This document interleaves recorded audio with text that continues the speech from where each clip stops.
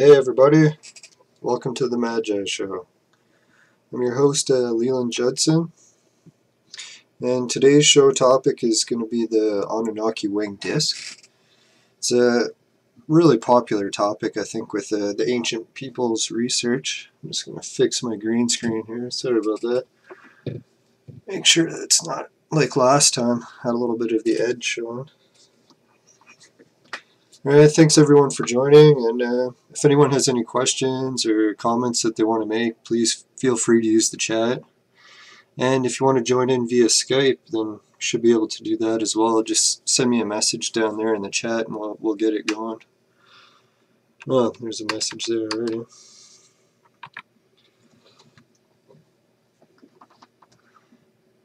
Alright, so I guess today maybe I'll start with some music and get the slides going. Oh, we got another person here in the chat. Just say hi to them.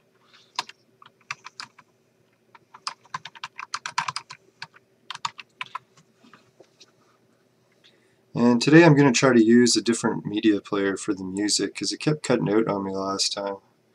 It was a little bit distracting.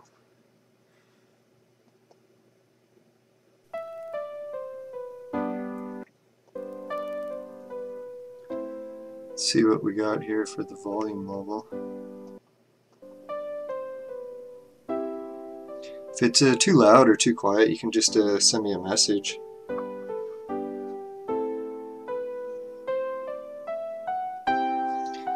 Yeah, I'll just get the chat going here.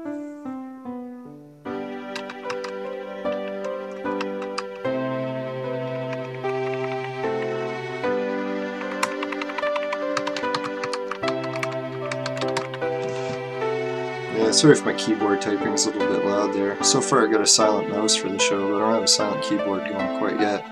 Maybe in time for the next show. Alright, so I guess we'll begin. We've got some people in the chat. Thanks a lot for joining the show, really appreciate that. It's nice to have someone in the live chat, so it feels like I'm not just talking to myself here.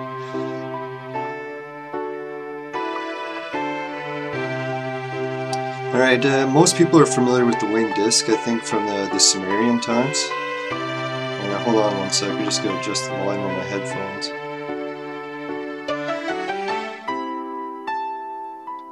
There.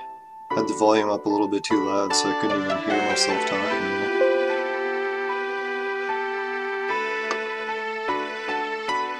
Alright, so I guess technically speaking, the winged disc really isn't just the Sumerians, it's all the Mesopotamian cultures were using it, and it's often associated with or shown at the same time with the Anunnaki, and they carry those magic bags. And how I started researching the winged disc is I found out about it from Scott Walter's show America Unearthed. So I just gotta adjust the volume again. Seems like it's increasing on its own. Alright, there we go. Now I can hear.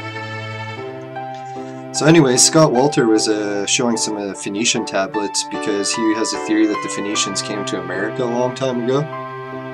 And I really liked that theory, and then when he was showing the tablets I noticed that they had a winged disc at the top.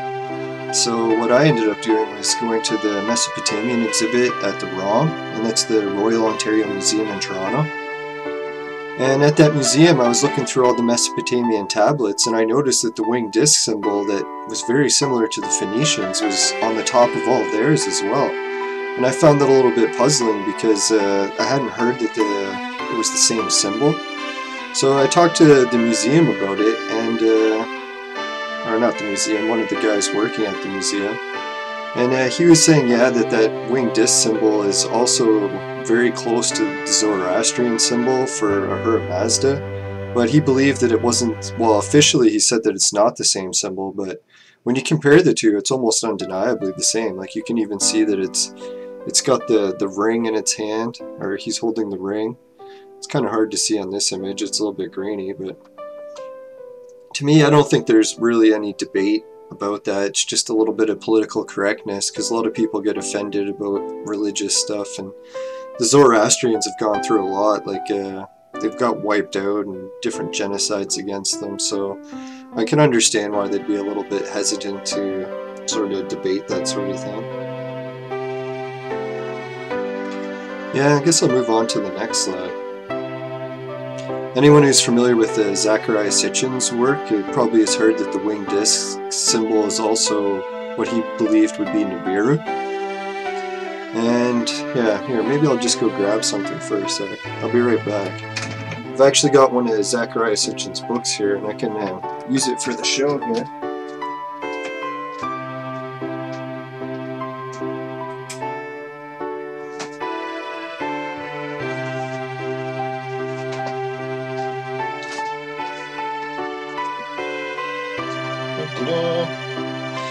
There we go. Sorry, I was supposed to have this book here ready. I started the show and forgot to go get the book.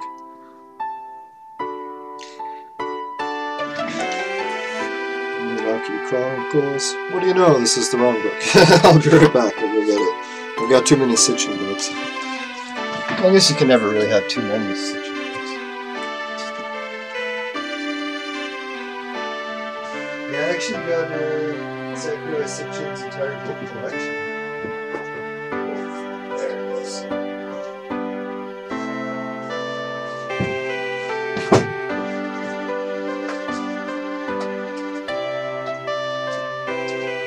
There we go.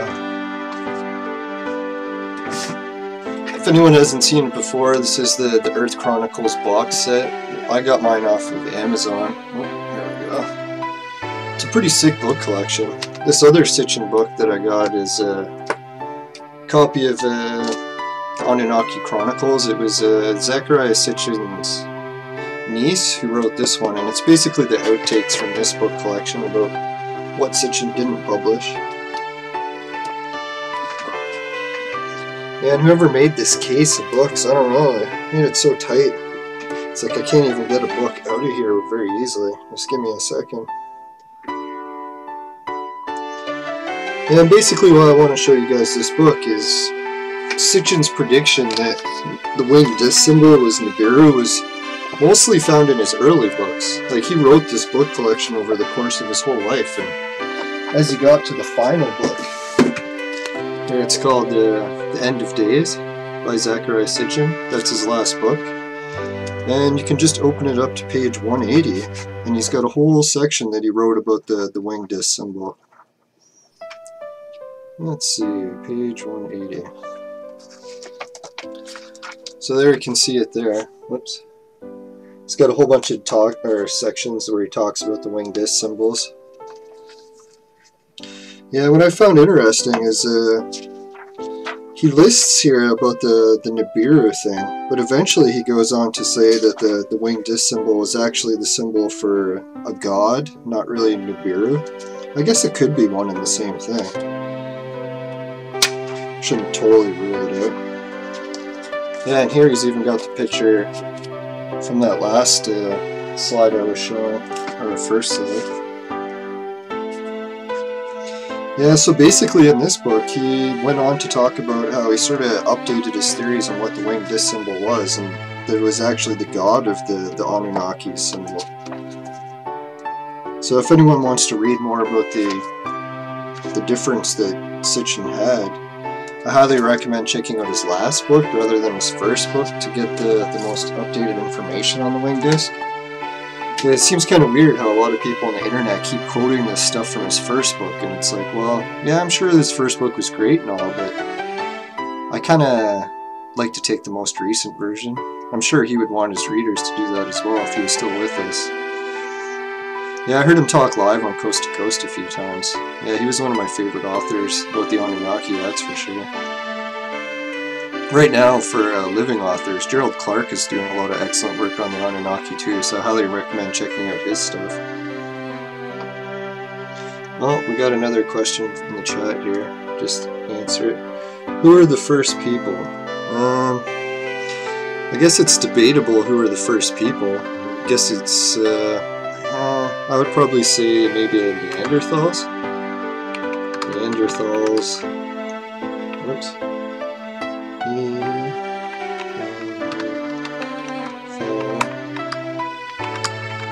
I'll just put that Neanderthals were likely the first people. I guess that could be debatable too.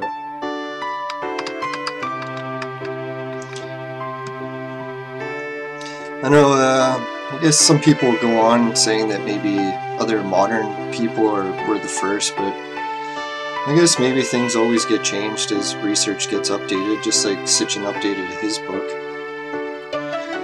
But from, I think, what is mainstream even's belief today is that Neanderthals were one of the first people. And it's kind of interesting too that they looked very similar to the Sumerians, how they had the red hair, the lighter skin colors, I guess blonde hair too. I was kind of surprised to find out that about Neanderthals. Yeah, maybe I'll bring up a little page on Neanderthals, since we got a question about it.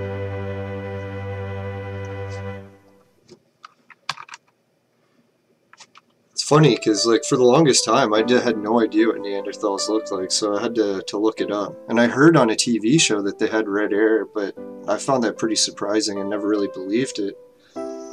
Maybe Wikipedia will change their description in time of what they looked like. So sure, politically correctness will play a role in that.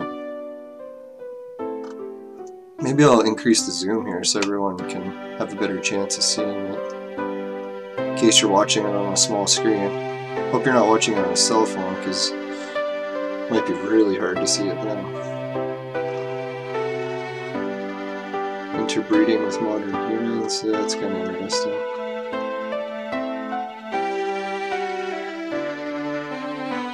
Let's see, specimens. I think I already passed the description part, no?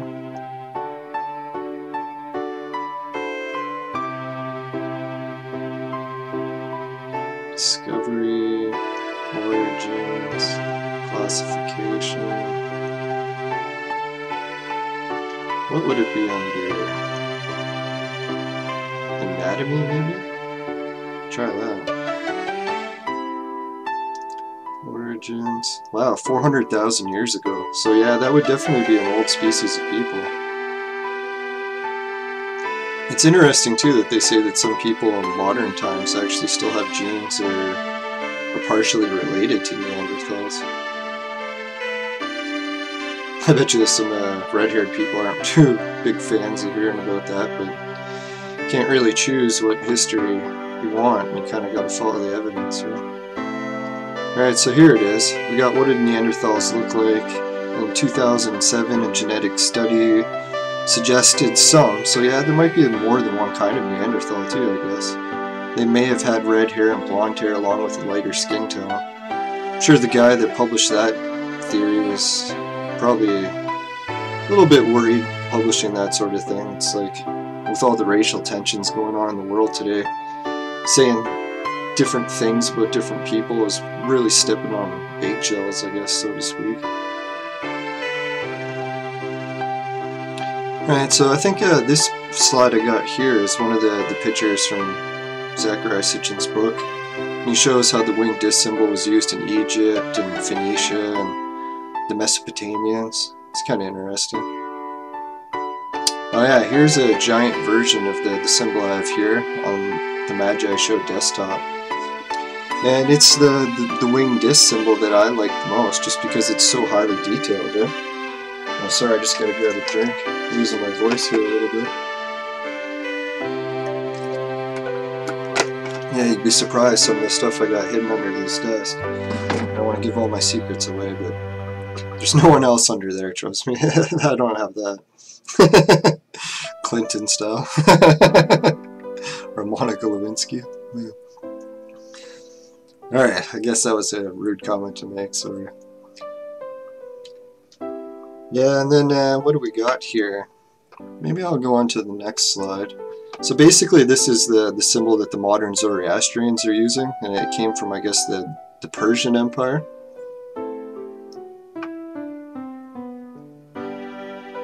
Oh, here's another message in the chat. He's saying that the Neanderthals are likely the first people. Oh yeah, he wrote that it's dark people. Yeah, it could be. I'm always open to new ideas.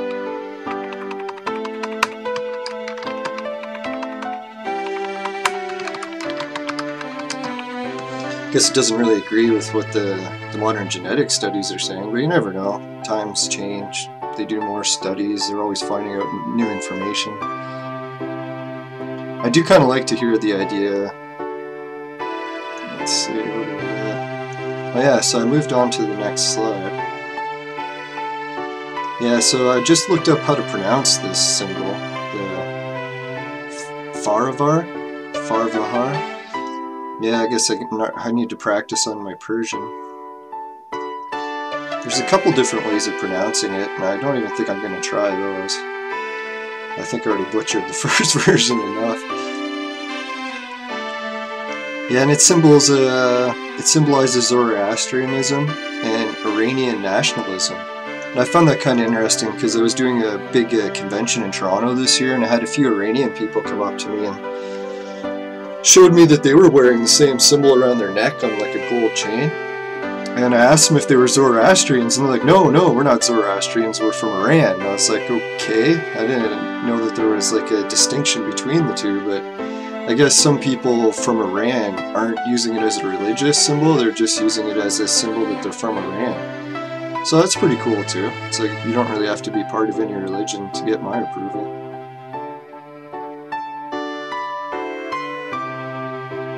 The light came from darkness. Oh, I see. Yeah, so maybe light people came from darker people? And I'm just reading a comment in the chat here.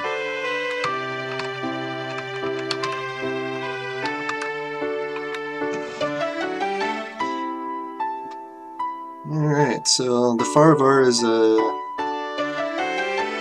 the most worn pendant among Iranians, and has become a secular national symbol rather than a religious symbol. Yeah, so if anyone's wondering if they see the Anunnaki symbol or the Faravar, it doesn't necessarily mean they're Zoroastrian. It could be that they're just from Iran, or it could be that they really like to show Ancient Aliens too, right? Like, I know a lot of people that watch that show are into the symbol. Yeah, and I was looking at different fire temples, like the Zoroastrians, when they have a church, it's not called like a church or a synagogue or whatever the other versions of churches are called, mosques, I guess. It's called a fire temple is what they worship in. And it's kind of neat too that I went to a Roman Catholic elementary school, and we shared our desks with different Zoroastrian classes on the weekends. Well, we weren't actually in the desks, they just used our desks, and yeah, they were pretty nice kids. They didn't destroy our desks or anything, but it's neat how some of the different religions teamed up. Excuse me. Sorry, sometimes I just get a bit of heartburn, and that'll cause me to lose my voice a bit, but I got a drink here. I should be able to get through it. Yeah, I managed to get heartburn from taking too many, ibuprofens. I used to have really bad back pain. Recently I started taking magnesium, and man, is it ever helping with my back. It's like I don't even really need any painkillers anymore. I wish I really would have stopped taking ibuprofen sooner. It'll really damage your intestines. And I guess your whole stomach lining and everything.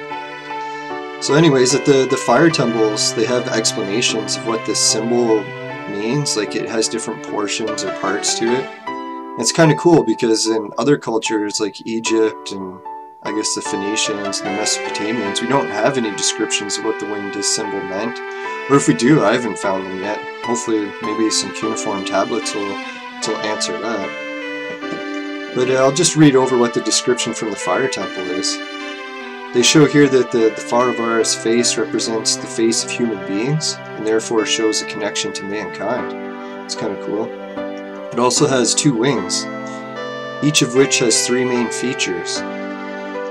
And the feathers indicate 3 different things. Oh, excuse me. They represent 3 different things: good reflections, good words, and good deeds. Kind of wonder if they originated the term to beware good intentions. I shouldn't say that, but on The Simpsons they had an episode about the Zoroastrians, and they snuck it in with Mr. Burns reading his, what are those things called with all the phone numbers in them? Rolex or whatever. It's like he opened up his Rolodex of evil and went through a whole bunch of different evil connections he had, and the Zoroastrian Illuminati was in one of those. And I was like, ooh, That's kind of interesting that the Zoroastrians could be the Illuminati according to The Simpsons.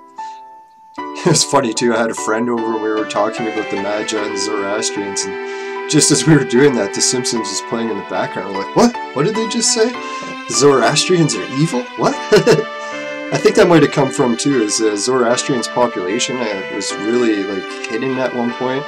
Like I remember the first time I tried researching them, it came up on Wikipedia saying that they only had a population of 40,000 people worldwide. It's like, wow, that's hard to believe because we almost have that many here in Canada. There's also a big fire temple in Toronto, which I'm planning on visiting one day. I've looked at it on Google and it's not that far from where I live.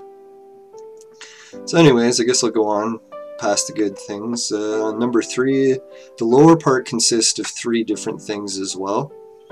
And these feathers are the opposite of the wings. They represent bad reflections, bad words, and bad deeds. Ooh. So what the Simpsons are referring to, I guess. This will bring misery and misfortune to humans. Not good. Not what I want to hear. Don't like that kind of stuff. Alright, so, well, I've got some more viewers. Hey, thanks everyone for tuning in. I guess, maybe sharing everything on Facebook that I was doing the stream helped, or did you guys find it in some sort of search on YouTube? Either or, it's like if you want to join in the chat or join me on Skype too. It's like I can run Skype live and it might max out my PC. I haven't tried it yet, so hoping that it doesn't and I can handle it. Alright, so let's go on here. Number 4, there are 2 loops on the Faravar, one on each side. The former is directed toward the face and the latter is located at the back. It indicates to us that we must look forward for the good in life and turn away from the bad. Yeah, so what I do is, these are the 2 ones they're referring to there. Yeah, where is it? Number 4. And they're basically like ropes or serpents that come off the Faravar, and there's one for good and one for evil. And it makes sense to look forward to good. It's like you don't want to dwell on bad crap because shit happens and you gotta move on, right? If you dwell on it too much, it's just not good. Pretty much destroy you, I guess, as well. Alright, so we'll go into number 5. See what we got there for 5. 5 is the internal circle, or the sun, I guess that some people call it. So, for number 5, there's a circle in the middle of the Faravar's trunk. And this symbol indicates that our spirit is in a way endless, having neither a beginning nor an end. That's an interesting interpretation for that circle. I don't know, for me, I think that circle is actually a portal, like a dimension that these creatures are coming through, but I don't know. It's interesting. I think every fire temple that I've been reading about seems to have slightly different translations about what this symbol means, so we'll get on to some of the other explanations soon. Alright, number 6. I did a whole blog on this one for Adept Initiates. Oh, no, that's number 7. Go on to 6 first. Let's see what we got for 6. Oh yeah, number 6 is his holding his hand up. So I guess this is a controversial one. You can see how he's holding his hand up like that. Well, because this is the ancient religion of the Aryans, I'm pretty sure that's the exact same symbol that Hitler used to do his, like, hailing or whatever, but I definitely won't be doing that in this video, because I could get it flagged off YouTube pretty easily. And it's weird, too, because when you look this up on Wikipedia, they say that they don't know where Hitler got the origins for that hand symbol, but right here, I'm pretty sure that's where it came from. And I bet you any money the reason Wikipedia doesn't list the exact reason for that is because it's still a used religious symbol today. So if they were going to ban that, well, say that that was the explanation for it, then they would be making fun of someone's religion. Or associating an entire religion with Hitler that really had nothing to do with Hitler, other than he was studying them. And I always wonder too, it's like if Hitler was studying algebra, we didn't throw out all the textbooks in the garbage, did we? So it's kind of weird how we just trashed all the Aryan history because we think that it has anything to do with Hitler, or because he was researching it. I don't know, but I don't want to dwell too much on that. It's kind of a negative topic. If anyone wants to ask me a question about that later, we'll go right ahead. Alright, number 7 we got here. He's holding the ring. And this is the ring that I did a blog for in Adept Initiates. And I was researching this ring for years and years and years, trying to figure out what it was. And now what I think it is thanks to the help of some pagan symbols, I was able to determine that it's the torque. I guess I really should have put that in one of my slides. See if I can bring it up here. I don't know if I got it handy or not.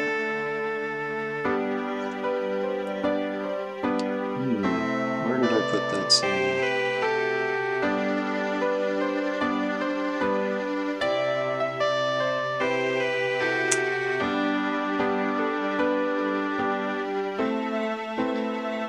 Just give me a second here, I'll see if I can find it.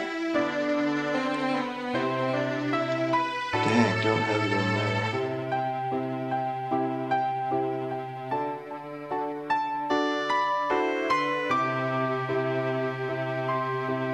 Ah, there it is, the torque. Alright, so yeah, let me show a couple torques here. Yeah, first when I was looking into the ring, I was thinking maybe it was from the ancient Vedic stuff, how they had rings and they would throw them. There's the image of the ring there. But then I noticed that these torques that they had in the ancient times were made out of like pure gold, or really close to it. And I think what it is like there's I don't know if anyone or the listeners have heard about it, but the Merkaba, it's basically a way of transforming your body into pure light. Well, I think that you had to wear these to help transform your body into light, because there was a lot of associations in Egypt with the symbol for gold also meaning transformation. They even put the serpents on them sometime. Oh yeah, those are some pretty nice ones.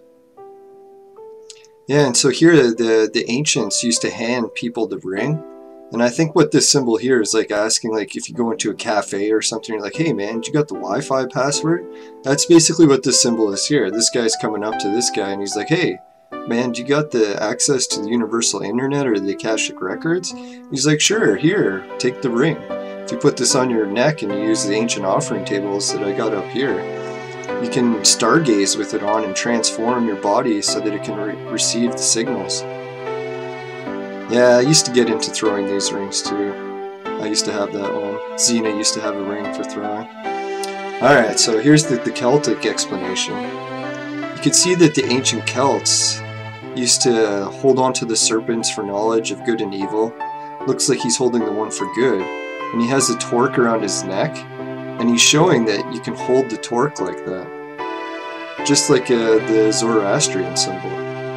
It's amazing like how many of the pagan traditions can solve some of the biggest mysteries that Zoroastrians are trying to solve. I don't know if they're not collaborating well together or what it is, but it's like it didn't take, well I guess it took me a few years and I managed to find out what that ring was.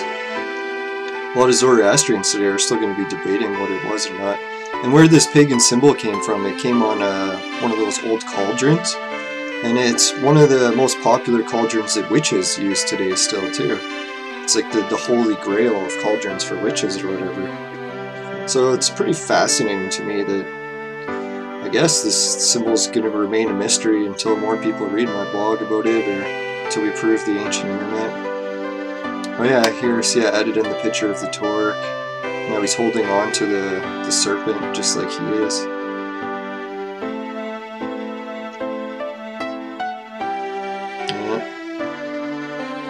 Yeah, so maybe one of these days I'll pick up the torque, and next time I'm using the ancient offering table I'll give it a try. And I don't know if I'm going to be getting my hands on a pure gold one anytime soon, but well, I'll see how that goes. Alright, so yeah, you can see here it even says that the other hand holds a ring, and that everyone's trying to interpret it still. Some perceive it as the ring of the covenant, and this ring represents loyalty and faithfulness.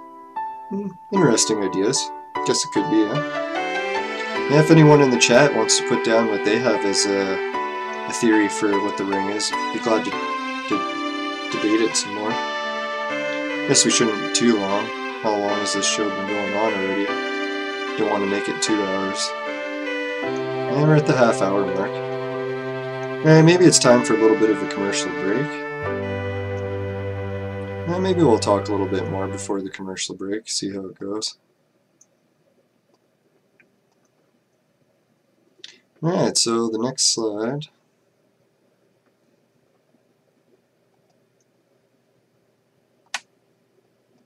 Yeah, here is a little bit of a write-up I found on the Zoroastrian symbol. It says here that the winged disc symbol, now associated with Zoroastrianism, known as the Farvahar, has its origins in an older symbol of a winged disc without a human figure within it. That's what the Phoenicians used to carry. And the Phoenicians actually trace back to the Canaanites, and then the Canaanites, if they were still carrying this symbol, that would push it back to like, I don't know, like 6,000 years ago. But here they're listing mainly 4,000 as the date they give it. I guess I should... The older symbol, more than 5,000 or 4,000 years old, was found in both Egypt and Mesopotamia, and was commonly associated with the sun and deities strongly connected with the sun. So I guess that's more of a modern interpretation, as we didn't know a lot about portals and dimensions and stuff like that, so people just saw a circle with wings on, they're like, hey, that might be the sun. I don't know, maybe it is the sun, but I highly doubt it, to be honest. It also represents power, particularly divine power, and was used to reinforce the concept of God, kings, and divinely appointed rulers. So I guess the kings were often associated with that, no?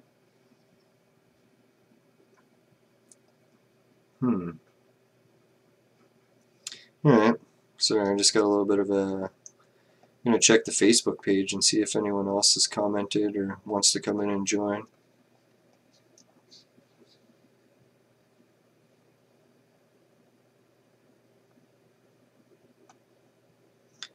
Let's see. No, I don't have anyone ready to join yet. No comments. I think in one of these days I might just do the live stream right through Facebook.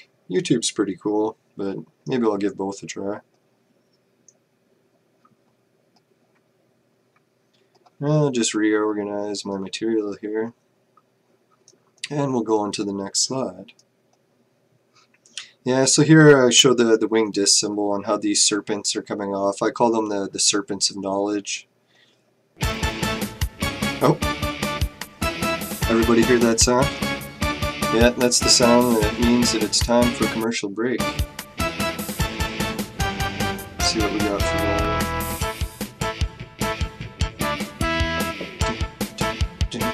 Right, everyone make sure to join me after the break. Won't be too long. Be right back.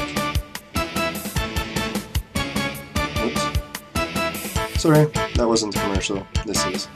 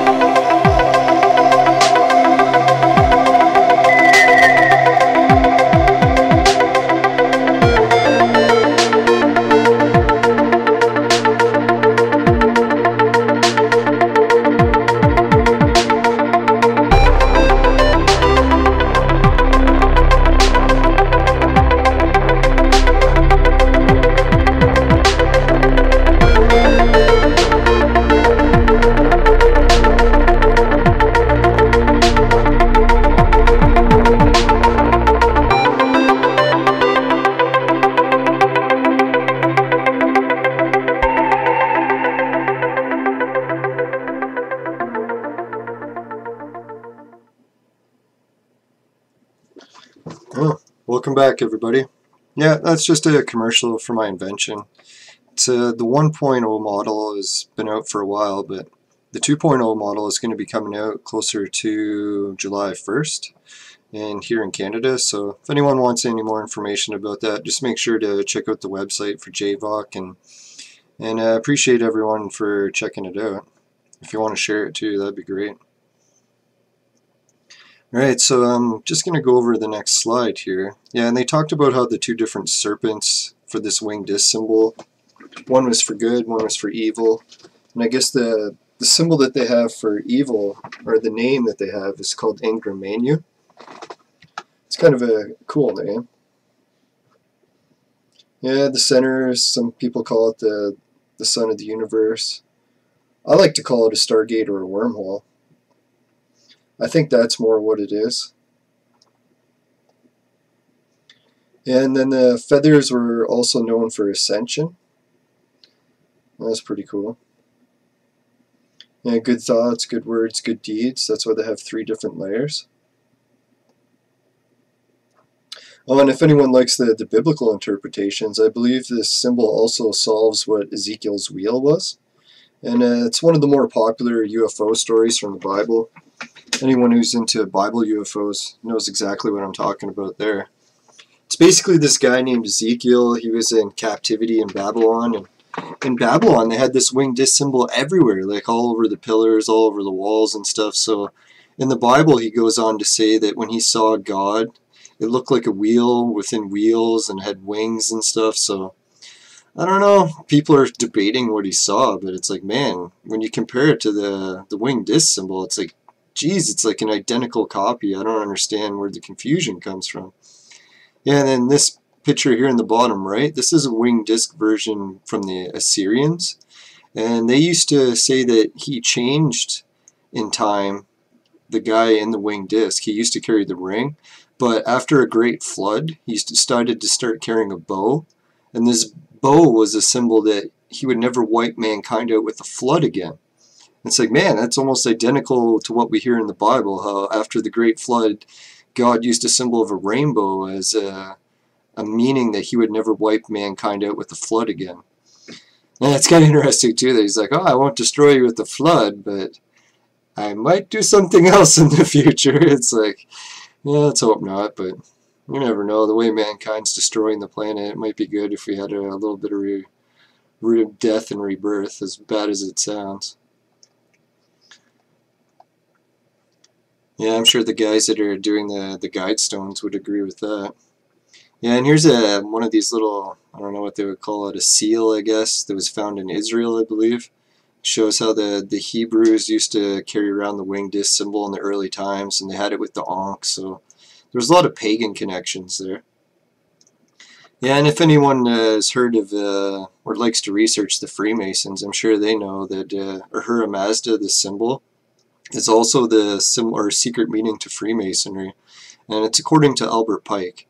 And some people like to debate me about Albert Pike not knowing what he was talking about and stuff, but it's like he was buried in the capital of the Freemasons, like in a tomb, so I really don't think that they would have put him in the highest spot or most sacred spot to Freemasonry if he didn't know what he was talking about. So there's another connection to the winged disc. Yeah, and here's a symbol from the Fire Temple. People are debating whether or not, I guess, if Zoroastrianism or Ahura Mazda is the meaning to Freemasonry. Well, you can see that the 2 towers didn't come from Egypt or whatever, but they were actually originated from the ancient Persians. Well, some people might debate that as well too, but to me it looks like it is. And here we have some of the winged disc symbols, how it was really popular in Mesopotamia and in Egypt. Yeah, Robert made this picture, Robert Sefer.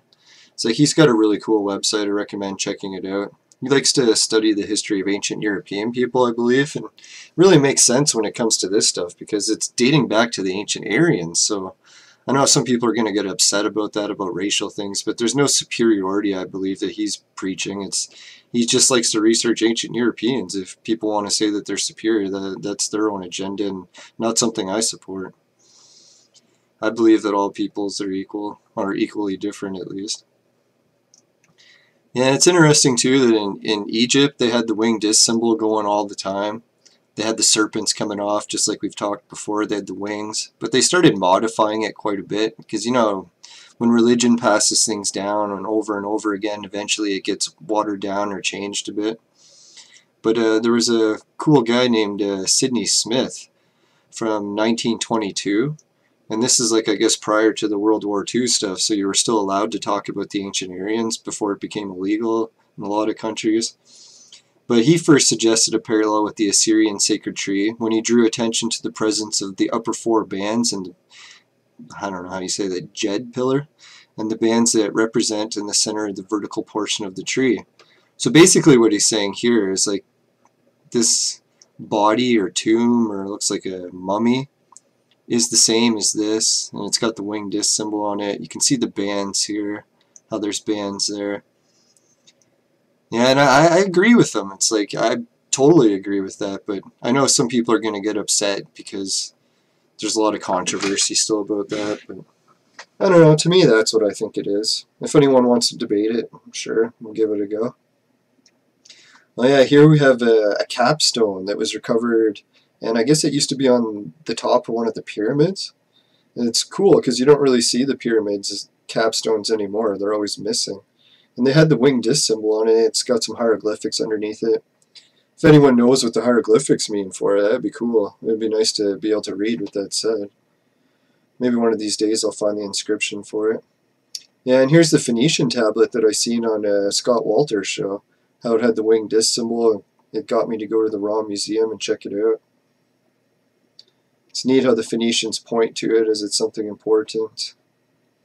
It's definitely one of my favorite pictures with the winged disc. Oh, this one's really cool too. It's like my friend Maya, who does research about ancient topics. Yeah, she's from Bulgaria, and I guess she had traveled to Malta, and she was saying that she didn't see any winged disc symbols in the museums there, but I was like, hey, why don't you share your pictures with me, and I'll take a quick glance and see if I can find any in what you took. And yeah, lo and behold, in one of her pictures, they had the winged disc with the flanked by two sphinxes. You really don't see those too often. And for those of you that don't know where Malta is, it's like an island in the close to the middle of the Mediterranean. And I think that's important because the Mediterranean is where the Phoenician Empire was basically home base. So they would have definitely gone to Malta, and I'd be surprised if you didn't find the winged disc symbol there. The only thing is I guess they made it a little bit more square looking, but you can see it's still sitting on the sacred tree and flanked by these guys with wings. So I don't really think anyone's going to debate me whether or not this is a winged disc symbol, but yeah, you could. I guess square disc symbol, or not square disc, winged square. Yeah, and then here's some more Phoenician work, and they show that they also drew the wing disc like that and above sacred trees, and they're holding on to the serpents of knowledge, which basically means connecting to the ancient internet or Akashic records. And then, yeah, here's some more. We got ancient Egypt, Assyria, and Phoenicia, showing the winged disc symbols and how very similar they were. Yeah, this is maybe one of the first comparison images I used. This is actually a chair that was in King Tut's tomb, I believe. And it has a really nice winged disc at the top. And maybe I'll do a video on it later. This King Tut's image is actually a match for Pakal's tomb lid, which on Ancient Aliens, I believe they did an episode on that, talking about how that might be the oldest ancient astronaut, and how Pakal was sitting on a chair that had flames coming out of the bottom, how his feet were in odd positions, how his hands were at controls, and that he had a little breathing piece going to his nose. Well, that's what that image is there, I believe. A lot of different connections there. Yeah, it's funny too that everyone talks about the Phoenicians like, oh, they have nothing to do with Egypt. It's like, really? It's like the Phoenicians had sphinxes and they had mummy caskets, and I guess it's a little bit issue or touchy subject for people because you can tell that they're European people. People don't want to associate Egypt at all with Europe, but I personally think that Egypt was a very multicultural population. Some points they were European-like, some points they were probably occupied by the Nubians. It's like maybe they all worked together at some points. Who knows? Maybe even Asian people were there at some points, but or the First Nations people from America. Who knows, really? Could be a little bit of everyone. For how long it was ago in the past, we're still just putting together the details. Yeah, and people debate with me too about whether or not Phoenicia and Mesopotamia were at all similar, and it's like, I found these scarab collections that showed the giants. I was like, isn't that really wild how similar these images are together? And people are still going to debate me and saying that Phoenicia and Mesopotamia have nothing to do with each other. It's like, really? Take a look at these. You think they're not related? It's like you got the winged discs, sacred trees, dual images on either side. Guys that are giants talking to people that are smaller. So I don't know, these giants might have been the Anunnaki. I guess there's always the debate too that the reason that the people on these chairs are giants is because just a what is it called, a perspective thing, like the way the artist drew it. But I don't really think there's any doubt to that either. It's like I'm sure an artist could have drawn the people to look the same shape if he wanted, or size if he wanted to, or she. Yeah, I was going through some images from, where was that, Turkey, I believe. And there was a lot of smashed ruins, and people were like, oh, what used to be in these smashed ruins? And took a closer look at it. I'm like, wait a minute, I know what's in that smashed ruin. That's a winged disc above the sacred tree. I don't know, not many people know that the Turkey was flooded with this ancient Aryan stuff at one point too. Oh yeah, it's from Tepe. I believe that's in Turkey. Yeah, and you can see, oh, it might not be the winged disc. Well, you got these Anunnaki guys standing under the winged disc. It's like, yeah, you can debate it, I guess, if you want, but to me, it's a pretty clear cut. Oh yeah, and then we had the Hittites. Yeah, the Hittites were part of modern Turkey. Or they were living in part of Anatolia. Yeah, it's generally classified as belonging to a branch of Indo-European languages. So who knew that there was ancient European people that were able to read and write cuneiform script? It's like, I don't really think too many people are talking about that, maybe because of the whole political correctness thing, but I find it really interesting. And then I even found out too what happened to the Hittites. Maybe is that the next slide here? Yeah, there's the quote from the Bible that explains why all this knowledge was forgotten. That there was an ancient battle between the pagan and the modern religions, and guess what happened? It says here in Deuteronomy, verse 20:17, you shall not leave anything that breathes, or you shall not leave alive anything that breathes. Utterly destroy them. The Hittites, the Amorites, the Canaanites, as the Lord God has commanded you, so that they may not teach you. So I think the Bible was trying to stop people from learning that the ancient Europeans could read the cuneiform. And why they would do that is because a lot of people know, or maybe some don't, that a lot of the texts we find in the Bible look like they're directly copied from the ancient Mesopotamian stories.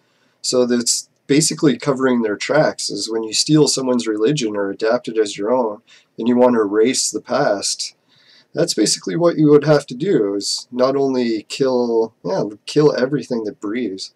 There's an interesting quote too, they even killed the animals. It's like pretty ruthless, and explains why a lot of this information was lost. So anyways, I was talking about who the Phoenicians were. Well, the Phoenicians there's like a lineage that goes down from Noah to his second generation, third generation, and so forth. And you can see that the Phoenicians are on this chain. And Sidon is the capital city, and that's in today's modern Syria. So where all that battles and stuff are going on in Syria can be traced all the way back to here. And here's the connection too, that we talk about the Phoenicians and how they were ancient European people, and it correlates with all the information we have from the pagan LGE history. I forget how to pronounce that, Labor, I can't even say it, but maybe I'll post the link in the description if anyone wants to read where this chart came from. And it's got all the information about how the ancient pagans were the ones who were involved with building the Tower of Babel, and how they all got wiped out. It's like it shows everyone in red was a group of people that got wiped out really badly. I think that's why the Phoenicians did a lot of things in secret, because their pagan ancestors kept getting slaughtered, the Hittites and the Canaanites, so they basically had to be in secret or they were going to get slaughtered.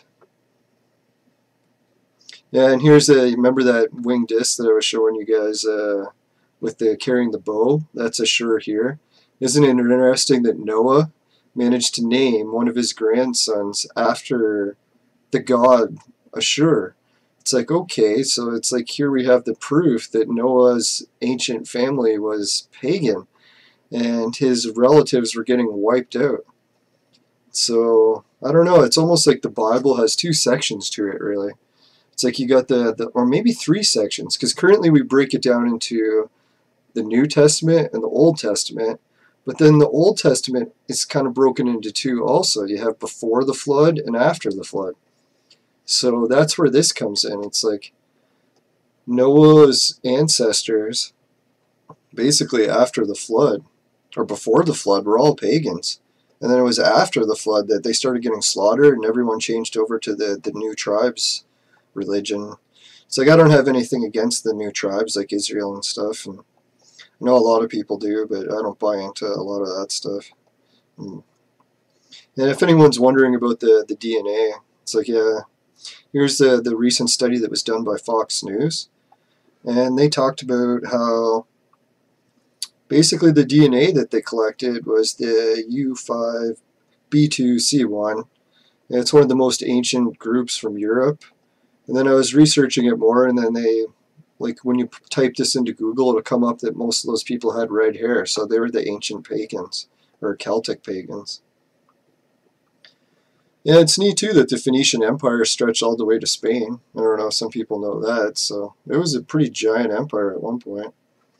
Ah, here's the book I was talking about before, Labor Gabal Aaron. Probably butchered that pronunciation, but yeah, it's just the ancient pagans knew that all of Noah's sons were the forebears of the Europeans, about Magog and the 72 chieftains who built the Tower of Babel, how Gaelic was one of the original 72 languages that came after the fall of the tower. Yeah, and then what happened, I guess, is all these, the Thracians and the Scythians, after they got their gold wiped out. I've got other videos about that when I was doing some research into King Solomon's mine in Canada. You can just check my archive out that if you're ever interested in finding out where King Solomon's gold mine really is it's in Canada, I believe, way up north. And anyways, after they were taking the gold from there, they eventually got wiped out and all their gold stolen. And the people living in today's modern Europe were tribes that replaced them. And all the pagans had to wander. And they ended up wandering for 440 years until they ended up in what I guess would be today's Ireland and Scotland and stuff. And everyone's going to laugh and say, how could you wander for that long? Well, I'm pretty sure your wandering might get slowed down a bit if you're being attacked by people that are going to wipe out everything about you. And you might have to go around those people, and it might not be the easiest thing to do. They're going to kill you and anything that breathes that you're carrying. So even your livestock, it's like, yeah, I could see that lengthening the journey a little bit. Yeah, and it's funny how, well, I guess not funny, but the Israelites may have written their book in a similar style when they said they spent 40 years wandering in the wilderness also. Yeah, here's a pretty cool version of the winged disc. Near me in Brantford, I was driving by with a friend of mine to play disc golf, and went by this First Nations, I don't know if she's a fortune teller or some sort of like a spiritual guider or whatever, but she has this symbol outside of her shop, and it's like a First Nations version of the sacred tree with the winged disc at the top. And it's neat how they use this turtle at the bottom. Some people might not be familiar with it, but the whole continent of North America is in the shape of a giant turtle. So I believe that's what they're referring to as in Turtle Island. Yeah, and then the Aztecs had a really cool version. It's like this was the version that was given to me on a coin by light beings. And if you want to hear my information about light beings, I recommend checking out my Aztec video. It's just recorded it 2 days ago. It's in the archive. Yeah, so yeah, that's that symbol there. And it's kind of cool too how they put the circle above it, making it seem more like the winged disc. They had it sitting in an offering table. Basically what this offering table technology was the same stuff the three MAGI used to find Jesus. Because I guess most people don't know, but Jesus, a lot of his relatives were Phoenicians, so Makes sense that they'd be using the same technology, or pagan technology. Oh, cool, yeah, I did put this slide in here. Yeah, there was the comparison I was talking about to King Tut, the ancient astronaut. You can see how King Tut's chair had the flames, how they're sitting in awkward positions. He's holding the controls, how he's holding controls.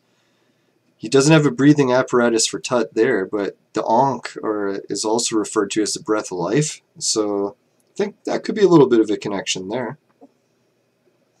Yeah, and it's funny, some people, well, I guess even me, I was thinking this guy at the top of Pakal doesn't look anything like the winged disc. Then after a few years of looking at it, I was like, wait a minute.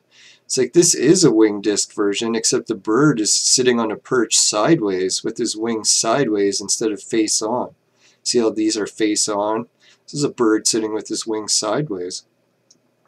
So I guess the Aztecs were one of the first people, or the Maya, to draw the winged disc symbol sitting sideways. I guess it wasn't a big deal to them to show the wings sticking out in that fashion. And if anyone thinks that these symbols aren't related, I'm always up for debating that too. That'd make for a cool show. Want to call in on Skype or something and talk about it. And what else did I leave in this one? Oh yeah, this symbol that King Tut is sitting on here, this is the symbol or glyph for gold. And when I looked it up, it's like an alchemical gold symbol also. So it could mean like the body's transformation into pure gold. And this transformation would allow Tut to travel.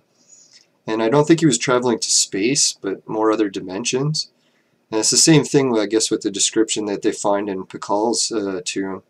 There's a lot of these glyphs or whatever are talking about him traveling the world tree to other dimensions and stuff, rather than to outer space. But hey, some people are hooked on the outer space idea, and it's kind of neat.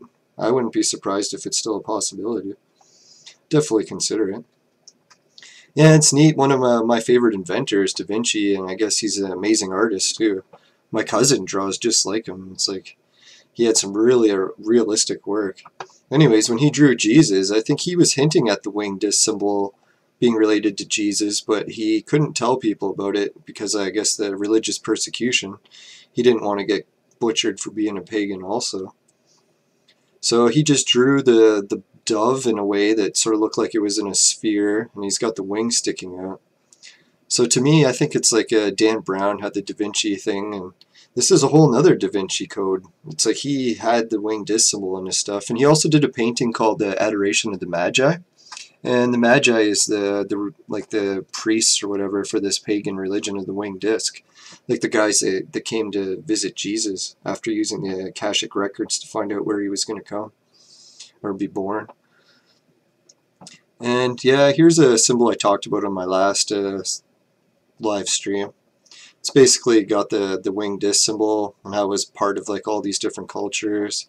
Africa, America, Europe, Asia, and India.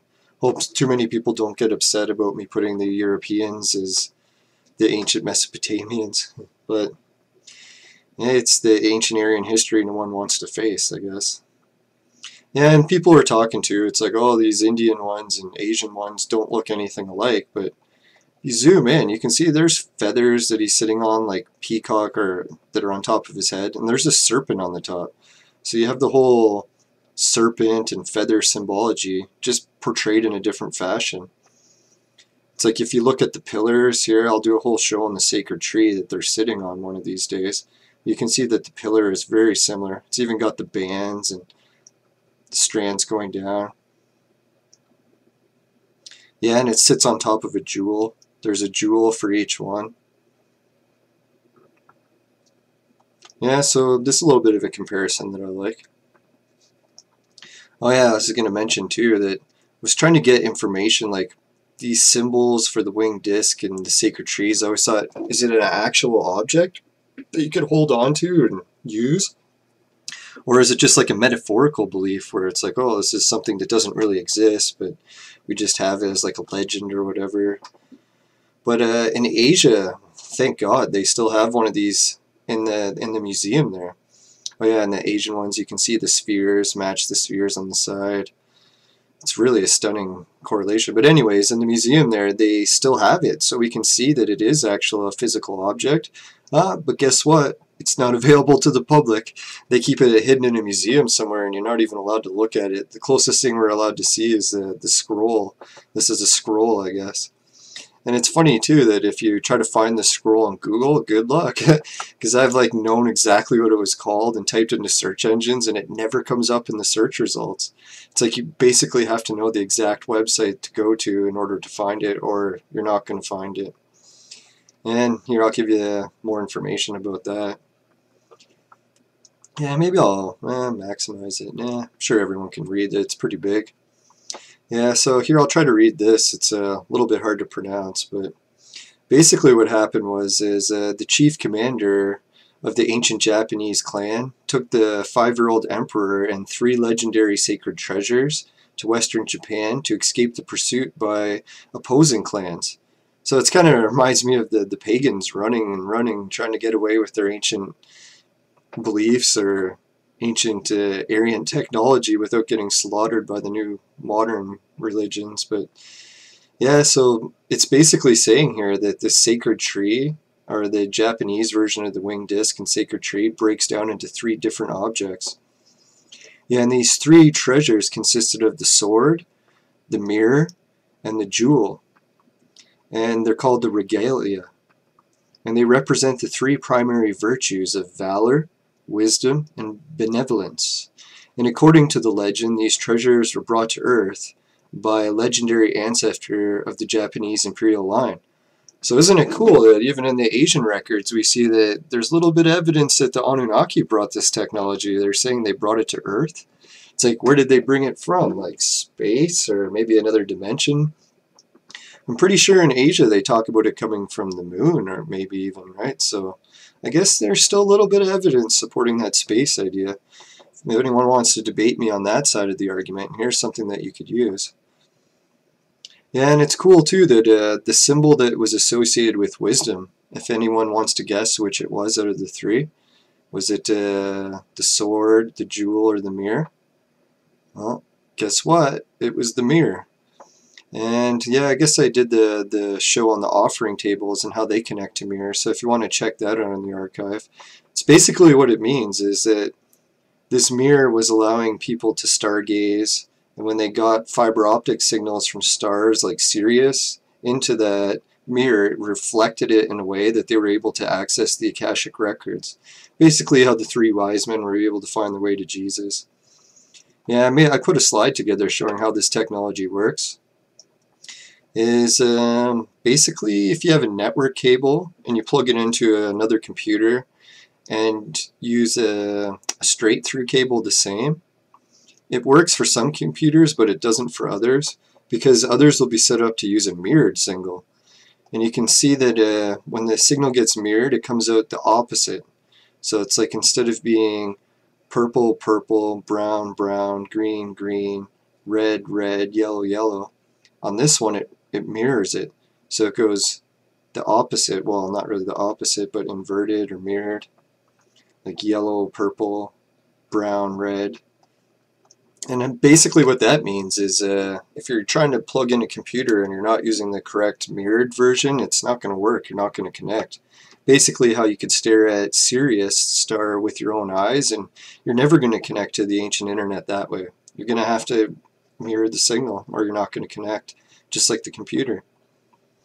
Yeah, and then it's neat how the pyramids in South America and Egypt are a match for Orion's belt, and that comes from the work of Robert Bauval, at least for the Egyptian ones.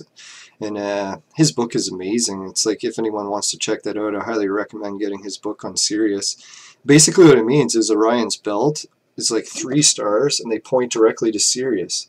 So it's like a symbol that's saying, hey, if you want to connect to the universal internet, you might want to try looking at Sirius. Yeah. I don't know if people are ever going to realize that, but hey, maybe it's not even true. Could be nothing.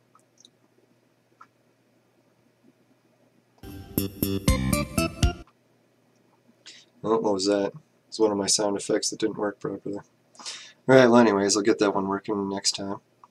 Yeah, it's neat too. If you look at the pyramid, or the Great Pyramid, it's got those shafts and everyone's like, oh, what did these shafts do? Or the ventilation to get air in and stuff. It's like, Personally, if it's pointing to Sirius, I kind of think that that's what this was, is the ancient pyramids were set up with an internet connection. It's like everyone's house has an interconnection. Why wouldn't the Great Pyramid have one, right? Yeah, so the shafts were able to take the, yeah, you can see how the Orion's belt points to Sirius. I don't know. Maybe one day we'll prove it for good. It'd be interesting. Alright, yeah, and it was kind of wild that I was looking at some of the, I think this one's an Assyrian version of the winged disc. And I noticed that, hey, he's standing inside of a mirror. You can see the handle here and that the portal's there. So it's like the Zoroastrian symbol that we covered at the beginning of this episode. Everyone's like, what could that ring be that he's standing in, right? It's like, it could be this, could be that, but not many people are really paying attention to this because it's pretty clear that, hey, that ring is actually a mirror. And it's like, I think that's what it's saying, is that this mirror enables beings from the other dimension, or maybe even Nibiru, like we covered earlier, to travel to Earth. And if you notice what he's holding in his hands there, these are shamanic plants. Like it could be opium or different types. So it's almost hinting at that this was the ancient technology, that they used shaman methods with these mirrors in order to connect. And I think that makes a lot of sense, just because the ancient offering table I found up north had the shamanic mushrooms growing right next to it. So I was like, huh. And guess when those mushrooms bloom? Is that the ideal time to view Sirius? So it's almost like the universe itself is set up in this grand scheme for everything to work properly. And we seem to have forgotten it over the years. Yeah, it's cool too that the handle is his calf, and he's standing on a calf or a bull. And that symbology is really popular throughout different occult beliefs. Yeah, and I was checking, it's like, well, if this was really true, then we should find an example of in Egypt where this mirror technology was allowing people to communicate with the Anunnaki, or else the whole theory is BS, right? It's nothing. So I started looking and looking, and there's this famous ceiling, what is it, the Temple of Hathor maybe? But anyways, on this temple ceiling, they have these really intricate descriptions, and lo and behold, what do we have here is one happens to be a mirror.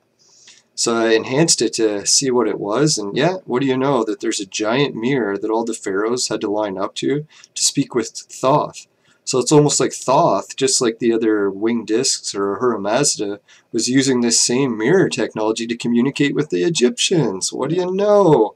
So it's like, hey, maybe this theory's got something to it after all.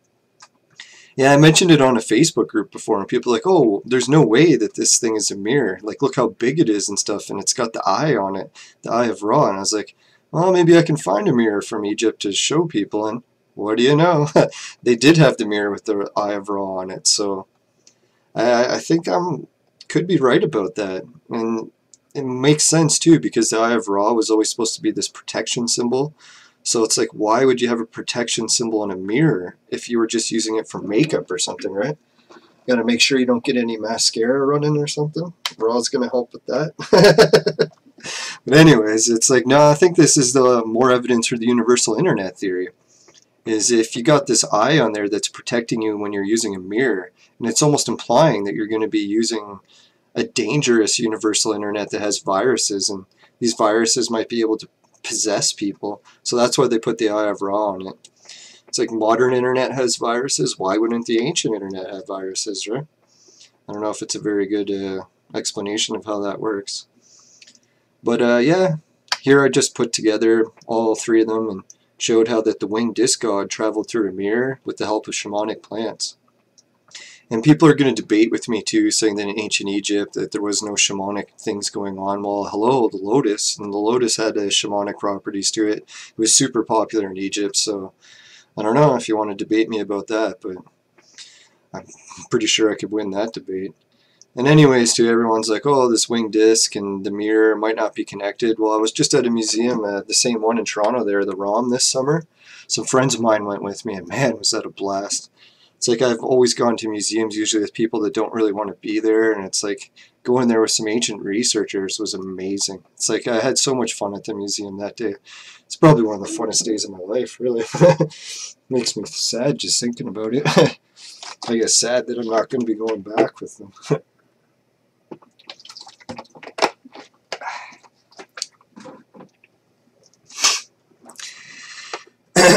Alright, sorry about getting a little bit emotional there. Just that was a really fun trip, and it's like, I guess I can't even talk about it or I'm not going to be able to stop getting emotional. Anyways, here's the ancient offering table that I was up north using. I just put a little slide here together to show that the ancient bag was being used to fill these offering tables so that they could reflect light, view Sirius, and use the ancient internet. And when I tried it up north, it changed my dreams dramatically. So I think that the browser, or like Internet Explorer, Google Chrome, that people used to use in the ancient times was dreams. And it seems to make sense to me, but I don't know, I guess other people are going to debate me about that too. If anyone wants to message in on Skype or anything. Yeah, chat's still working. I'm just going to briefly check YouTube here and see if, or Facebook, if anyone wanted to join in on the chat. Maybe I'll get a little bit of music going too. Kind of like having music playing in the background. If it bothers anyone, just tell me and I guess I'll turn it off for you. See if I got the volume set to the right level. Yeah, it's pretty good. Yeah, and if you ever want to send in music for me to use on the show too, feel free. It's like I usually try to use music that isn't going to get flagged by YouTube and get my material taken down. It's the main reason I'm using generic songs that are not copyrighted or free to use for people. And I kind of like the old classical music. Piano's kind of a soothing melody. Yeah, it's neat. Some of my other friends that are into ancient research are doing live streams right now too. So I guess everyone might not have time to come and join and check mine out or chat in it, but hey, maybe next time I'll try to pick a better time when not as many people are doing the live streams. We'll get a couple more people on the chat going. No one's chatting here now, but maybe by the time I'm done we'll get some more people. I guess I'll get back to the slides. Yeah, so these are the pictures of the Amantia muscara mushrooms, I believe they're called. Something like that. Yeah, the psychoactive Amantia mushrooms found growing near the ancient shamanic offering table. I put in here too that they bloom in the dog days of summer, enable connection to the dog star Sirius. So there's like a lot of, what is it called, like occult terms or symbology and everything built into this. It's amazing how many of the connections seem to link. The dog days of summer, the dog star Sirius. And it's almost so many coincidences to not be something. Yeah, and conspiracy theorists might like this. It's like if you ever heard of CERN before, it's like this massive project that started in World War II. They were trying to develop a weapon to defeat the Nazis apparently, and they got all this money together to build a giant particle accelerator. And I was looking at it, I was like, man, can you imagine if that's what CERN is? It's like it's this next level of this mirror technology, so maybe that the ancient Anunnaki are really trying to return, and they don't want to come just temporarily through a mirror, but they actually want to come to the physical Earth, and if they're going to try to use CERN to do it. It's like, I really don't know if that's what's going on at CERN, but a lot of people have different theories about it, and I think it's just as valid as some of the ones you hear. Oh yeah, and then there's pretty cool how there was a crop circle, I guess, that appeared that had a very similar winged disc and the sacred tree imagery to it. And I'll bring up a website that I found on about that. Let's see if I can get to it.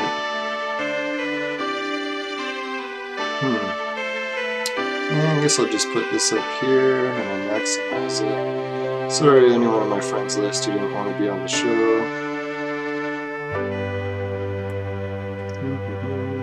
Here it is. Yeah, so this was at a crop circle, and I guess it was discovered in Wiltshire in the UK in June of 2004. I don't know if it's like a man-made crop circle or if it was these like other dimensional entities, but it's interesting how there's a connection to the winged disc. It'd be neat if it really was the Anunnaki involved.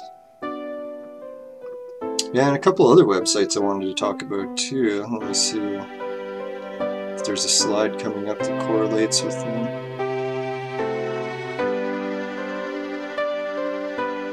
Alright, we'll go on to the next slide and see. I can always bring this back. Yeah, there was another crop circle that had a winged disc type image to it. Yeah, here I was showing too, like everyone's going to debate me about whether or not the pagans and the Egyptians and this Orion stuff is really connected. Well, I put this slide together. Maybe I'll maximize it. I really like this one. Yeah, it's like you check it out, there's this guy that's the long man in England, I guess it is. And he's holding on to these rods. So when you, yeah, Richard Casaro does some amazing work showing how there's all these different cultures where everyone's holding on to the rods on either side and people are debating like, what does that mean? Well, I found this symbol, I'll try to zoom in so I can give credit where it's due. William Tyler Olcott. Anyways, he put this pagan image up from ancient times, I guess, and shows how he had his legs sticking out like that and holding these two things to match all the different stars in the sky for the Orion constellation. So we can see that's why the King Tut is sitting in such a weird position like that, is because he's matching this. And that's why all these guys are holding on to these rods, is because it's symbolizing the connection to the ancient internet. Well, that's what I believe. Wow. And then basically I got here some of the different pools that they were using to reflect the light. Like if you didn't have an offering table on the top of the mountain to use, you could carry these bowls around, pour some liquid into it, mercury being the most ideal. I think that's another hint to why that mercury was used in the ancient times. It's like you find those pyramids in China, is it, that are filled with mercury, or maybe even some in South America. It's like, yeah, that's mercury is the most advanced liquid you can use. Even in modern telescopes today, they use liquid mercury lenses. And it's funny that those lenses can only look straight up, but the mercury works so good for reflecting starlight that they still use it, even though it can only look straight up. Yeah, so we got some of the winged disc symbology at the top, the ancient internet stuff. Just one of these days I'll have to do an entire show just on the ancient internet. Yeah, and here I made a timeline thing, and people are going to laugh at these dates. Well, it's fine. It's like I actually just put this together, so a lot of the dates on here aren't going to be very accurate either. And it's basically showing how the Anunnaki were using... Oh, crap. Can't see it because I'm in the way. Yeah, there we go. You can see how... what is her name? Anita was the wife of Anu, and Anu is one of the Sumerian gods. Basically, that's where we get the word Anunnaki from. So those who descended, or Anu's descended to Ki, which was Anu's the god, Ki is earth, Anunnaki, those that descended. So that's basically where that all comes from. Anyways, his wife was into the universal internet, and guess what she's holding on to is the lotus. So there's another clue to the shamanic connection, I think. Maybe not, but... Yeah, and then you had the Sumerians, so they were doing the same thing. Well, this is actually Assyrian, but a lot of the Sumerian stuff probably got smashed by the anti-pagans. And how the Canaanites, the relatives of the Phoenicians, the really old ones, they were also into the ancient internet. Even kind of looks like they're holding on to lotuses too. So I guess you use the shamanic plant that's available to you, right? Like in Egypt you find the lotus, in America you find the amantia mushrooms. I bet you other cultures, maybe in Africa they had their own where they used their own plants. Oh yeah, I'll have to do a show on that. There's a really wild shamanic plant from Africa that people think has gone extinct, but I'll have to look into that. Might not be. Yeah, and then the pagans from Denmark, they were also into it. They didn't really have the winged disc symbol going, but I'd have to look more into that. At least on this version they didn't. Isn't it neat too that the ancient Europeans in Siberia also were into it? They were holding on to the serpent knowledge to access the universal internet. It's kind of a clue too that to access the universal internet you had to take both the good and the bad. I don't think you could just take the knowledge from one. And that's where the Eye of Ra came in, maybe so that you could filter it out and only get the good. So I definitely wouldn't want to get possessed. That would really be shitty to say the least. Yeah, and then you got the King Tut, maybe one of the most modern ones. I was kind of putting on this timeline too. It's like how it was like before the flood when all this happened, and then you got after the flood. And you can see how after the flood everyone got split up into the different languages.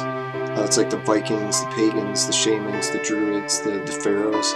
It's like everyone got their own languages, but yet they were still using the ancient traditions of the pagans. I think it's pretty cool. Oh good, I do have this one. Yeah, this one's the Staff of Hermes, or the Cadius symbol. Now this is the other one that I got the website for, so I'll bring that up next.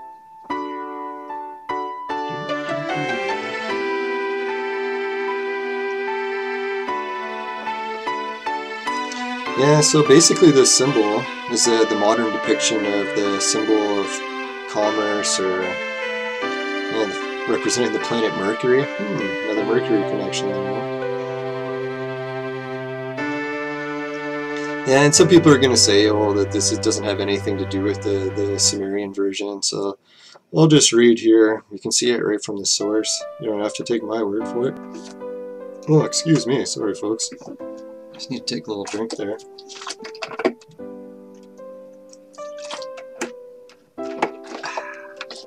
God, I love this juice. It's delicious. It's probably making my heart burn worse, though.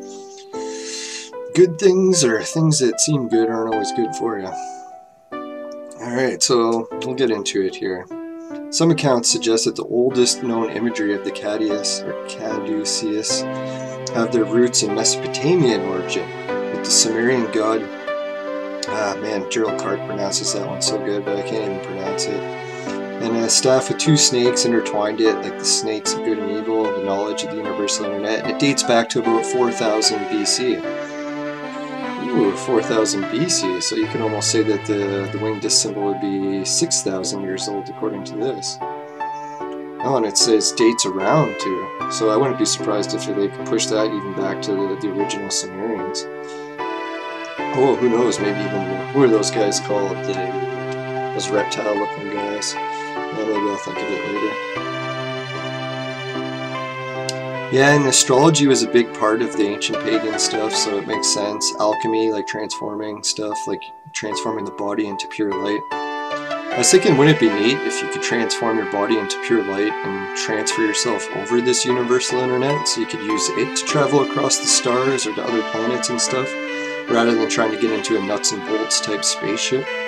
Like, I'm still up for that the Anunnaki use spaceships and stuff. I think Gerald Clark's really into that theory, and he's one of my favorite authors, so I'm not going to bash it, but who knows, maybe it's a combination of both. You could use like teleporters over this internet to travel, or you could use spaceships, or you could do both.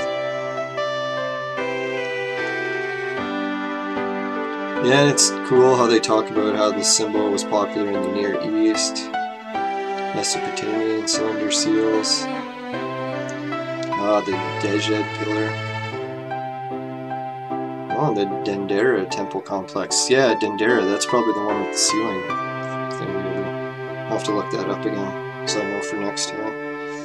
Oh yeah, it's popular in India too. I'm really gonna have to check out that. It's like, I don't always want to be saying all this pagan stuff is exclusive to the Europeans or whatever, because a lot of cases it's all over the world. I think every culture was into the pagan stuff. It's just the European stuff was really well recorded. Well, I guess until Hitler started researching it and started throwing it all in the garbage. And then after that, it's like, now it's a mystery. Yeah, so we're getting off track there. Yeah, it's neat in modern use. They use it as a symbol for medicine. Cars even use the Ahura Mazda symbol for the Mazda brand cars. Yeah, flying, it's like flying often has that symbol, so I'm pretty sure that's where they're getting that from, is the flight of the Anunnaki. Could be a bit of a stretch, but I don't know. Seems like a lot of coincidences to me. Maybe not. Alright, so I guess that's the end of the slides. I guess I should wrap up this show. Ooh, geez, almost an hour and a half, eh? Some days I wonder how I can just talk on and on like this. I guess I did lose my voice a little bit there, but... yeah, and if anyone wants to help share this show, I really appreciate it, and maybe you guys want to come and we'll get more people into the chat. It was really cool doing some of the live chat today. Sorry if I didn't answer the questions as good as I should have, but I'll get used to doing the live chat, I think, in time. And maybe I'll check over to see if there's any other websites I wanted to look at. I think there was one more that I'm remembering. And ever since I started taking some more magnesium, it's like my memory is finally improving. It's like I was a little bit low on magnesium for a few years, actually. got to the point where my memory was not as good as it used to be. I was thinking it was old age, but hey, take some minerals that you're low on and you'd be surprised what it can do. Who would have thought that food could maybe be affecting your diet? Or food could affect your health, not your diet. Yeah, the winged sun. Yeah, I guess I'll finish with that.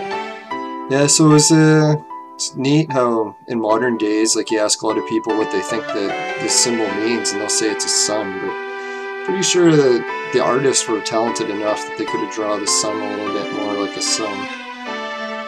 That's one of the theories. So it just goes on to say that it was popular in Egypt, Mesopotamia, that the Hebrews were using it, Zoroastrians, the Greece. That was that staff of Hermes, or the Caduceus symbol that we were talking about, or Caduceus, or however you say that. Yeah, in modern times they're using it for, oh yeah, Freemasonry is really big into it. I guess we covered that. The Rosicrucians, I know a lot of people are really into those guys, and they're big into it also.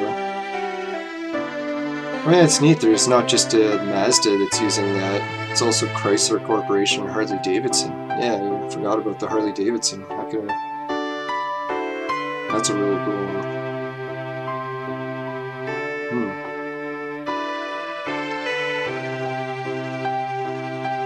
Yeah, so I guess in closing, it's like, people might want to think that this is the symbol for Nibiru. Maybe Nibiru is in Sirius, or it's like another dimension or something. That's always a possibility I'm willing to consider. But overall, I think that the mirror explanation is the more valid one at this point. Oh, look at this, we got a spider coming right down by my head. It's like, I always like to joke about how spiders' DNA is actually really different than all of the other creatures on the earth. And there was a show on TV that talked about spiders, saying that they were the closest thing that we could build to like an artificial satellite that uses biological means to spread around the universe, and you could use it as like little probes that would self-replicate each other and they could watch you. Everyone's wondering, like, how could spiders get around in space? Well, NASA did studies, and in higher Earth orbit they were finding all these little sacks of like fluff floating around, and it turned out to be really small light spiders that had made these like nets, or I guess webs, that were light enough to pull them up into space. And when they go onto space, they can float to a planet. And if you use like basic math principles for doubling, it's like if a spider goes into space and then goes to 2 planets and populates, and then those 2 go to 2 more planets, you start doubling and doubling each time. And I think it only took like a couple hundred times of that, and like the amount of squares on what is it, a checkerboard or a chessboard. It's like if you double it each one of those times, before long you've populated the entire universe. So for all we know, every spider we see on Earth is actually like a biological probe that like is exploring the whole universe and monitoring and stuff. So every time I see a spider, it's like, I'm always wondering, it's like, hey, is someone watching? It's like, maybe I got more viewers than I thought, right? It's not just YouTube that's watching. Yeah, it's a little bit conspiratorial, but don't want to freak people out. Also, people are really paranoid about spiders. Yeah, I'm a little bit paranoid of spiders. When I was on a trip this summer and I was at Manitoulin Island, my friend Maya was going to, I guess, ran into a spider, and she asked me to kill it for her, and I went to look at it, and I was like, holy crap, this spider was the size of my hand. Couldn't believe that she didn't scream, but it's like, I was almost freaking out seeing it. Yeah, this summer was amazing. I wish it could have lasted forever. It's like, in a way, it kind of makes me sad just thinking about it. I'll try not to, or I'll end up breaking down again for the end of the show. But yeah, I guess, is it time for the end of the show? Oh, yeah, there's that sound. Yeah, that's the sound that means it's time for the end of the show. I'd just like to thank everyone for watching. Hopefully it wasn't too long of an episode. It kind of dragged on and got off topic a little bit, but thanks again to the viewers that messaged into chat. It was really awesome having my first live chat for this, because really I could have done these streams off air and then, or not live, and then just uploaded them to YouTube, but I had to buy a really expensive computer, like almost a supercomputer, to get this stuff working so I could do it live. it's nice when it's actually being used, not that I did it all for nothing. Yeah, so thanks everyone. If you want to share the show, it's like I'm your host, LELAND JUDSYN. You can check out my YouTube channel under the same name. Just type that in there if you're watching this somewhere else other than YouTube. Try uploading it to Facebook, and God, if everyone could help share it, like maybe share it with 2 people, and then hope those 2 people share it with 2 people, so it'll multiply just like the spiders did. Maybe I won't have to keep spending so much time doing work and sharing, and I can get back to more researching and traveling. It'd be nice to start traveling to some places warm. I'm going up north in I guess under a week, or what is it? Yeah, a week today. So soon I'm going to be freezing my butt off up north, doing more research on the ancient internet and the ancient universal internet and the offering tables, and doing some cool stuff on a Stonehenge site that was found right next to it too. But I'll get some more information on that. I don't want to give too much away now. I'll do a whole show on it hopefully when I get back, and maybe yeah, maybe that'll be a pretty sweet show. Alright, thanks again everyone for watching, and make sure to stay safe, be careful, don't get yourself into trouble sharing this ancient Aryan history in countries where it's illegal, because I don't want anyone to end up in jail over this. And definitely if you're into hating Jews and stuff and that's why you're doing this, don't share it. It's like I definitely don't want to get associated with that part of the hidden, forbidden archaeology. It's like, even the woman I like who's like really nice is part Jewish, so I'm definitely not anti-Jewish at all. And even if I didn't know her, it wouldn't be the case either. So I really appreciate everyone for watching, and take care. Have a good night, everyone. The MAGI Show was brought to you by the Milky Way. I fucking hate this galaxy.